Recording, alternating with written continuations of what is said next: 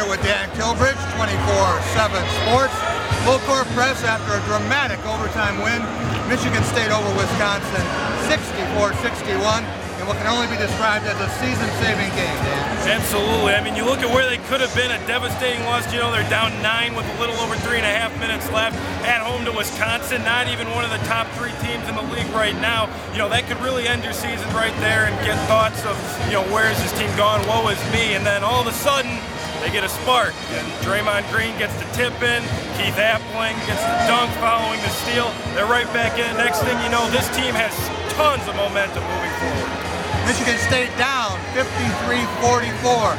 Less than 3 minutes to go. A lot of people putting their coats on, getting ready to head home. And then Michigan State caught fire, scored the last 9 points in regulation. Looked like they had the game won. Kalen Lucas had to move to the basket. John Lure came out of nowhere to block that shot.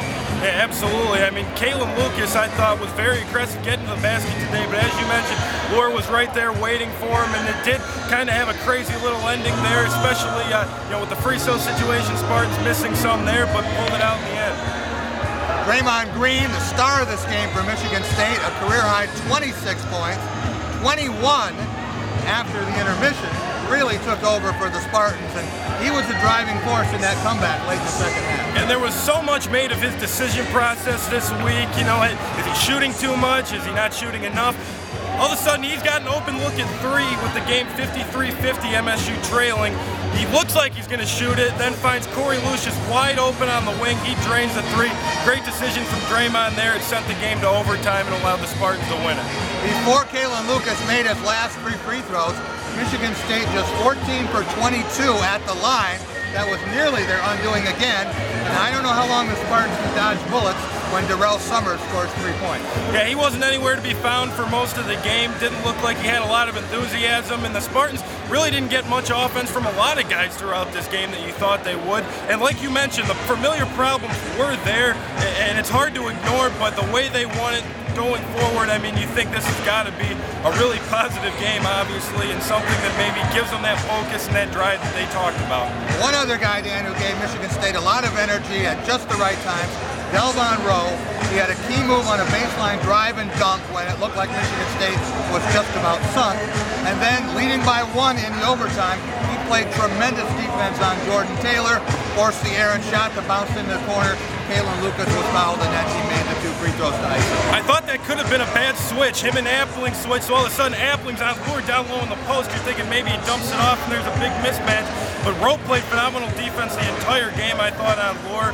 And as you mentioned, great shot block on Taylor there at the end, you know, to get a hand up in there and really seal it for MSU.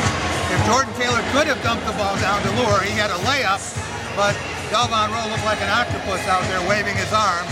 That was very important. And then on the inbounds pass up 3, Michigan State chose not to foul with less than 2.5 seconds to go. And Adrian Payne, who also had a dramatic dunk on an alley-oop, played tremendous defense on the baseline and made it tough for Wisconsin to get off a last shot. Jordan Taylor did.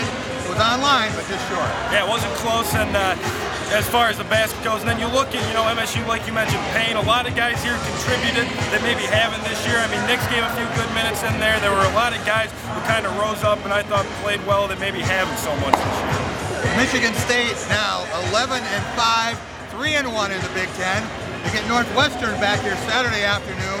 You said Michigan State had to win at least 4 of the first 5 to be a contender in this conference. It's hard to imagine Ohio State losing more than a couple of games. And Michigan State has to go on the road next week to Illinois and Purdue. So this was as close to a must-win as you can get in mid-January. And I think you said it, season-saving win. 3-1 in this case, so much better than 2-2. They got Northwestern coming up at home before the road trip, and I think this could maybe propel them and get them playing as hard as they were at times throughout last year in that tournament run. It was go green, go white. Draymond Green with 26 points. His teammates showing a little character down the stretch. Jack Ebling here with Dan Kilbridge. Full court press for 24/7 Sports.